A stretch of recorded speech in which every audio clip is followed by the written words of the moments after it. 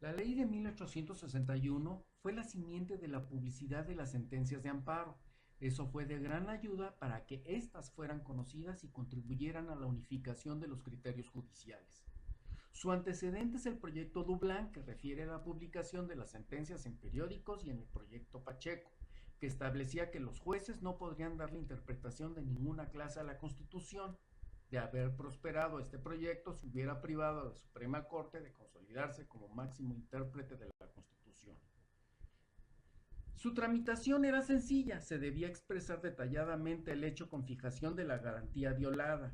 La queja se ponía y en el término de 3 días se corría traslado al promotor fiscal, según el artículo 4.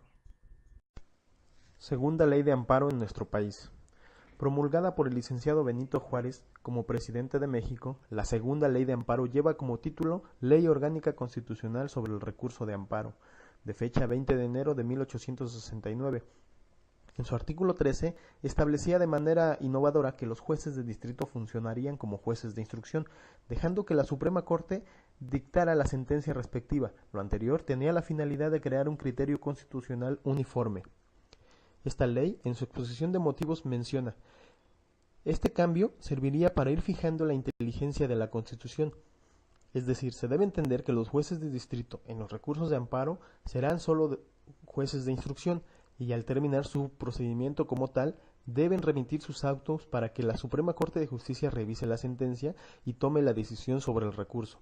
De esta forma, las resoluciones que hagan tendrán respetabilidad y uniformidad constitucional. En cuanto a la publicidad de los fallos, el artículo 27 de esta misma ley determinó la publicación solo de las sentencias definitivas, es decir, solo se darían a conocer la interpretación última de la Constitución. Esta ley incorporó también preceptos de la Constitución de 1857 que dan sustento a la uniformidad constitucional, como el siguiente: los tribunales, para fijar el derecho público, tendrán como regla suprema de conducta la Constitución Federal, las leyes que de ella emanen y los tratados de la República con naciones extranjeras. Nace el amparo con la influencia de las leyes de Estados Unidos, las francesas y las españolas. El órgano encargado en México de dar solución ante situaciones de inconstitucionalidad cometida por funcionarios públicos es la Corte Suprema de Justicia, previa petición por medio del juicio de amparo expuesta por escrito. Además, el artículo 8 de la Ley de Amparo del año 1869 refiere que se utilice el recurso de amparo en contra de resoluciones judiciales. La Ley de Amparo fue establecida a partir de 1. La Ley Orgánica de los artículos 101 y 102 de la Constitución Federal de 1882. Las funciones de la jurisprudencia: fijar el derecho constitucional a partir de la interpretación de la Ley Suprema, permitir, conocer, ilustrar sobre las materias relacionadas con el juicio de amparo y servir como criterio de decisión para los jueces de distrito. 3. La exposición de motivos, propósito de Ignacio Luis Vallarta para dar obligatoriedad a los fallos de la Suprema Corte. Análisis de la Ley de 1882. Artículo 34. Deber de los jueces de distrito para atender la interpretación constitucional de la Suprema Corte. Otorga las doctrinas de los autores fuente formal de derecho. Artículo 41. Cuando una sentencia no fuera aprobada por unanimidad, la minoría debía manifestar por escrito el motivo de su disensión. Artículo 47. Publicidad de las sentencias. Artículo 70. Son 5 el número de ejecutorias que deben dar origen a la jurisprudencia. Crítica a la ley de 1882 por Fernando Vega. Estableció: toda demanda desacorde en cuanto a los fundamentos de derecho con la jurisprudencia sería tanto como atribuir derecho a las sentencias de amparo, violándose así el principio fundamental del recurso. Concesión o denegación del amparo por parte de los jueces de distrito contra la jurisprudencia de la Corte, en la sentencia del juez de distrito específicamente. Decisión unísona en 5 casos. Con la ley de 1882 se puntualizó la jurisprudencia obligatoria.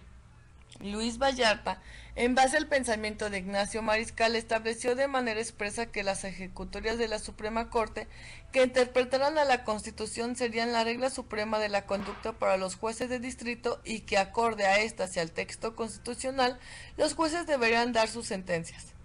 Para darle mayor fuerza vinculatoria a los fallos, determinó que estos deberían ser publicados en el periódico oficial del Poder Judicial Federal. Por último, estableció que para que una determinación de la Corte fuera obligatoria, ésta debería contar con 5 ejecutorias ininterrumpidas. Es así como se consolida la integración de la jurisprudencia y su obligatoriedad en el sistema jurídico mexicano que subsiste a la fecha. Código de Procedimientos Federales de 1897.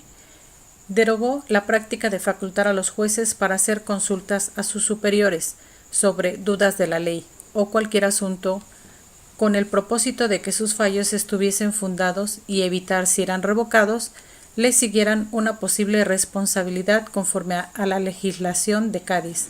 Sostuvo que cada juez o magistrado federal era soberano en la esfera de sus atribuciones y estaba prohibido hacer consultas a sus superiores ni recibir consejos de estos. Los fallos debían dictarse con responsabilidad, soberanía y con independencia. Revela conocimientos rebuscados de carácter procesal, ambiciosos para su época y propios de un país europeo. En este código se sustituye la denominación de promotor fiscal por Ministerio Público y se admite la procedencia del recurso de revisión. También se dedicaba un capítulo especial para los amparos contra actos judiciales del orden civil.